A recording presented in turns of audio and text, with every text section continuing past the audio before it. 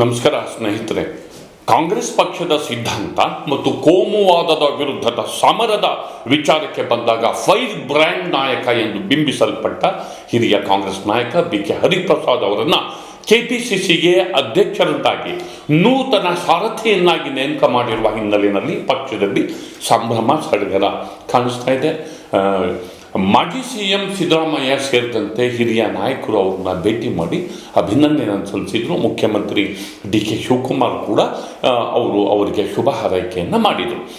ಇದರ ನಡುವೆ ಅವರು ಮಾತಾಡ್ತಾ ಒಂದು ಅಧಿಕಾರ ಬೇಕು ಎನ್ನುವವರು ಶಿವಕುಮಾರ್ ಹಿಂದೆ ಹೋಗಿ ಪಕ್ಷ ಬೇಕು ಎನ್ನುವವರು ನನ್ನ ಹಿಂದೆ ಬನ್ನಿ ಅಂತ ಹೇಳಿದರು. ಹಾಗಾದರೆ ಮೊದಲ ದಿನವೇ ಇಂಥದ್ದೊಂದು ಸ್ಟೇಟ್ಮೆಂಟನ್ನು ಅವ್ರು ಯಾಕೆ ಕೊಟ್ಟರು? ಮೂಲತಃ ಸಿದ್ದರಾಮಯ್ಯ ಅವರ ಕ್ಯಾಂಪಿನಲ್ಲಿ ಬಲವಾಗಿ ಗುರುತಿಸಿಕೊಂಡಂತಹ ಹಿಂದುಳಿದ ವರ್ಗಗಳ ನಾಯಕ ಎಂದು ಬಿಂಬಿಸಲ್ಪಟ್ಟಂತಹ ಹರಿಪ್ರಸಾದ್ ಮೇಲಿರುವ ಜವಾಬ್ದಾರಿಗಳೇನು ಮತ್ತು ಅವರ ಚಾಲೆಂಜಸ್ ಏನು ಅನ್ನೋದರ ಬಗ್ಗೆ ಇಂದಿನ ಮಾತು ಮಂಥನ. ಸ್ನೇಹಿತರೆ, ಯಾರ್ಯಾರಿಗೆ ಅಧಿಕಾರ ಬೇಕು, ಸ್ಥಾನಮಾನ ಬೇಕು, ಅವರೆಲ್ಲ DK ಶಿವಕುಮಾರ್ ಅವ್ರ ಜೊತೆಗೆ ಹೋಗಿ ಯಾರು ಕಾಂಗ್ರೆಸ್ ಪಕ್ಷವನ್ನು ಸದೃಢವಾಗಿ ಬೆಳೆಸಬೇಕು, ಸೋನಿಯಾ ಗಾಂಧಿ ಅವರ ಕೈ ಬಲಪಡಿಸಬೇಕು, ಖರ್ಗೆ ಅವರ ಕೈ ಬಲಪಡಿಸಬೇಕು, ಅವರೆಲ್ಲರೂ ಸಹ ನನ್ನ ಜೊತೆ ಬನ್ನಿ ಅಂತ ಇಷ್ಟೇ ನಾನು ಹೇಳೋದೇ ವಿನಃ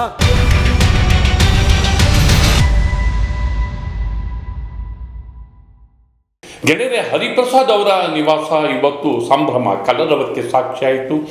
ಅಲ್ಲಿ ಅಭಿಮಾನಿಗಳು, ಅವರ ಬೆಂಬಲಿಗರು ಅವರನ್ನು ಭೇಟಿ ಮಾಡಿ KPCCಗೆ ನೂತನ ಅಧ್ಯಕ್ಷರನ್ನಾಗಿ ಅವರು ನೇಮಕ ಆಗಿದ್ದಕ್ಕೆ ಅವರಿಗೆ ಅಭಿನಂದನೆಗಳನ್ನು ಸಲ್ಲಿಸಿದರು.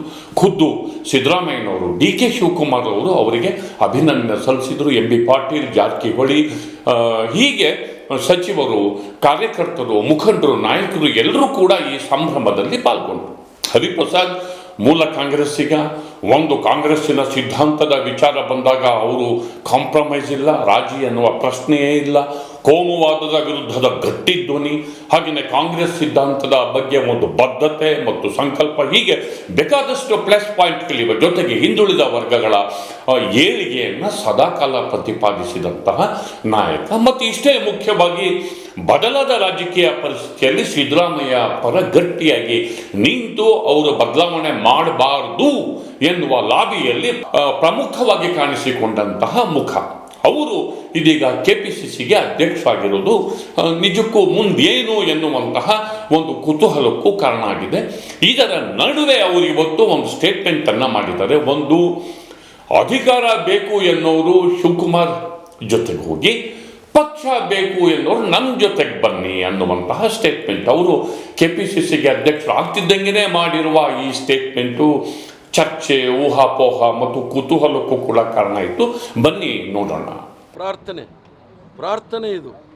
ಎಲ್ಲರೂ ಸಹ ಯಾರು ಸರ್ಕಾರದಲ್ಲಿ ಬೇರೆ ಬೇರೆ ಕೆಲಸ ಮಾಡಿದ್ದೀರಿ ನೀವೆಲ್ಲರೂ ಸಹ, ಯಾಕಂದರೆ ನಮ್ಮ ಹೋರಾಟ ಮಾಡ್ತಕ್ಕಂಥದ್ದು ರಾಹುಲ್ ಗಾಂಧಿ ಅವರು ಹೋರಾಟ ಮಾಡ್ತಾ ಇದ್ದಾರೆ, ಮಲ್ಲಿಕಾರ್ಜುನ್ ಖರ್ಗೆ ಸಾಹೇಬರು ಮಾಡ್ತಾ ಇದ್ದಾರೆ, ಸೋನಿಯಾ ಗಾಂಧಿ ಅವರು ಮಾಡ್ತಾ ಇದ್ದಾರೆ, ಪ್ರಿಯಾಂಕಾ ಗಾಂಧಿ ಅವರು ಮಾಡ್ತಾ ಇದ್ದಾರೆ.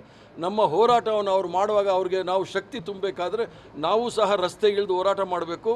ಯಾರ್ಯಾರಿಗೆ ಅಧಿಕಾರ ಬೇಕು, ಸ್ಥಾನಮಾನ ಬೇಕು, ಅವರೆಲ್ಲ DK ಶಿವಕುಮಾರ್ ಅವ್ರ ಜೊತೆಗೆ ಹೋಗಿ ಯಾರು ಕಾಂಗ್ರೆಸ್ ಪಕ್ಷವನ್ನು ಸದೃಢವಾಗಿ ಬೆಳೆಸಬೇಕು, ಸೋನಿಯಾ ಗಾಂಧಿ ಅವರ ಕೈ ಬಲಪಡಿಸಬೇಕು, ಖರ್ಗೆ ಅವರ ಕೈ ಬಲಪಡಿಸಬೇಕು, ಅವರೆಲ್ಲರೂ ಸಹ ನನ್ನ ಜೊತೆ ಬನ್ನಿ ಅಂತ ಇಷ್ಟೇ ನಾನು ಹೇಳೋದೇ ವಿನಃ ಇದರಲ್ಲಿ ಯಾವುದೇ ಬಣ್ಣ ಇಲ್ಲ. ಇದರಲ್ಲಿ ಇರ್ತಕ್ಕಂಥದ್ದು ಸಂಘಟನೆಯ ಮತ್ತು ಸರ್ಕಾರದ ಈ ಎರಡನ್ನೂ ಸಹ ಹಂಚಿಕೊಂಡು ಮುಂದೆ ಹೋಗ್ತಾ ಇರ್ತೀವಿ.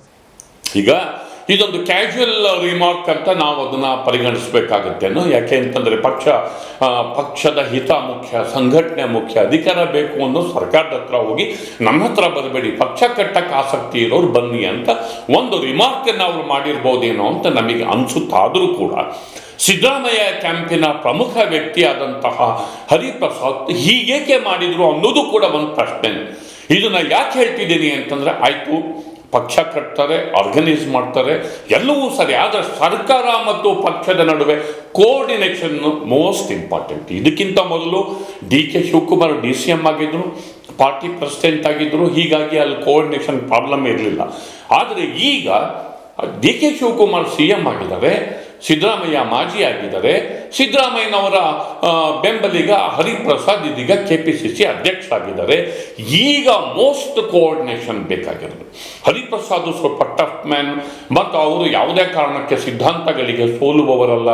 ಅದು ಸೋಲು ಗೆಲುವಿನ ರಿಸಲ್ಟ್ ಪಕ್ಷದ ಚುನಾವಣಾ ರಾಜಕಾರಣ ಏನೇ ಇರಲಿ, ಐಡಿಯಾಲಜಿ ಪರ ಗಟ್ಟಿಯಾಗಿ ನಿಂತವರು. ಸರ್ಕಾರದ ಜೊತೆ ಕೋಆರ್ಡಿನೇಷನ್ ವ್ಯತ್ಯಾಸ ಆದರೆ ಹಳಿ ತಪ್ಪಿಬಿಡುತ್ತೆ. ಆಗ ಪಕ್ಷಕ್ಕೂ ಸರ್ಕಾರಕ್ಕೂ ಇಬ್ಬರಿಗೂ ಧಕ್ಕೆ ಇರುತ್ತೆ. ಹೀಗಾಗಿ ಈ ಕೋಆರ್ಡಿನೇಷನ್ ಅನ್ನು ಹರಿಪ್ರಸಾದ್ ಹೇಗೆ ಮೇಂಟೈನ್ ಮಾಡ್ಕೊಂಡು ಹೋಗ್ತಾರೆ, ಅದು ಮೋಸ್ಟ್ ಇಂಪಾರ್ಟೆಂಟು. ಇನ್ನು SIR ಎನ್ನುವ ಭೂತ ಎದುರಾಗಿದೆ. ಈಗ ಸ್ಪೆಷಲ್ ಇಂಟೆನ್ಸಿವ್ ರಿವಿಷನ್ ವೆಸ್ಟ್ ಬೆಂಗಾಲಲ್ಲಿ ಏನಾಯಿತು ಅಂತ ಎಲ್ರಿಗೂ ಗೊತ್ತು. ಈಗ ಕರ್ನಾಟಕಕ್ಕೂ ಬರ್ತಾ ಇದೆ. ಕರ್ನಾಟಕದ ಮೇಲೆ BJP ಕಣ್ಣಿದೆ. ದಕ್ಷಿಣ ಭಾರತದಲ್ಲಿ BJP ಅಧಿಕಾರಕ್ಕೆ ಬರೋದಕ್ಕೆ ಪಾಸಿಬಿಲಿಟಿ ಇರುವಂತಹ ರಾಜ್ಯ ಕರ್ನಾಟಕ ಒಂದೇ. ಇಲ್ಲಿ SIR ಪ್ರಯೋಗ ಮಾಡಿ ಕಾಂಗ್ರೆಸ್ನ ಅಹಿಂದ ಮತಗಳನ್ನು, ಅದರಲ್ಲೂ ಅಲ್ಪಸಂಖ್ಯಾತ ಮತಗಳಿಗೆ ಕತ್ತರಿ ಬಿದ್ದರೆ ಏನು ಮಾಡೋದು? ಹೀಗಾಗಿ ಈ SIR ಸಂದರ್ಭದಲ್ಲಿ ಆ ಸಮುದಾಯಗಳ ಜನರ, ವಿಶೇಷವಾಗಿ ಅಲ್ಪಸಂಖ್ಯಾತ ಸಮುದಾಯಗಳ ಜನರ ವೋಟ್ಗಳಿಗೆ ಕತ್ತರಿ ಬೀಳದಂತೆ, ಕಾಂಗ್ರೆಸ್ ಮತ ಸಂಖ್ಯೆ ಕಡಿಮೆ ಆಗದಂತೆ ನೋಡಿಕೊಳ್ಳೋ ಜವಾಬ್ದಾರಿ ಅವ್ರ ಮೇಲಿದೆ. ಇದು ಕೂಡ ಇನ್ನು ಚುನಾವಣೆಗಳು ಬರ್ತವೆ. BBMP, ಜಿಲ್ಲಾ ಪಂಚಾಯತಿ ಅವರ ಸಾರಥ್ಯದಲ್ಲೇ ನಡಿಬೇಕಾಗುತ್ತೆ. ಅದು ಕೂಡ ಅತ್ಯಂತ ಮುಖ್ಯವಾದಂತಹ ವಿಚಾರ ಆಗಿದೆ. ಇನ್ನು ಕರಾವಳಿ, ಅವರಿಗೆ ಕರಾವಳಿಯ ಜೊತೆ ಅವಿನಾಭಾವ ಸಂಬಂಧ ಇರೋರು ಕರಾವಳಿಯವರು. ಜೊತೆಗೆ ನಾರಾಯಣ್ ಗುರು ಅವರ ತತ್ವ ಸಿದ್ಧಾಂತವನ್ನು ಆಚರಿಸ್ಕೊಂಡು ಬರ್ತಿರೋವಂಥವ್ರು ಹರಿಪ್ರಸಾದ್. ಹೀಗಾಗಿ ಈ ಕರಾವಳಿಯಲ್ಲಿ BJP ಪ್ರಾಬಲ್ಯ ಹೇಗೆ ತಪ್ಪಿಸ್ತಾರವರು, ಆ ಭಾಗದಲ್ಲಿ ಅವರು ತಮ್ಮ ಪ್ರಾಬಲ್ಯವನ್ನು ಇಟ್ಕೊಂಡಿದ್ದು ಮೋಸ್ಟ್ ಇಂಪಾರ್ಟೆಂಟ್.